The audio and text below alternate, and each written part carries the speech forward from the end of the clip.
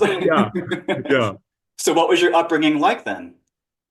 I grew up here in Wyoming, in Yeah. this town, and I had a good family life. My parents are both musicians and teachers, very creative individuals. Mm-hmm. So they always afforded my sister and I a lot of creativity. I took piano lessons and voice lessons and was in band and choir and theater and art lessons. So it was very expressive. And, I think for a kid who grew up in the 70s and 80s in the small town of Wyoming, Mm-hmm. I think my life was pretty free.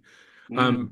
The other side of that was, growing up in a small town, being the being that I am, it was not easy. I was Yeah. misunderstood, I was rejected, I was, bullied pretty heavily. But, I look back on it now through a much different lens than I think I experienced it through. Like everything, Yeah. hindsight always provides some context that has allowed me to see things in a different light. But I had a really strong group of friends, many of whom I'm still connected to Good. in one way or another. And it was, I think more than anything, my experience as a kid was just always not understanding why I made people so uncomfortable and what it was about me that was just so inherently triggering.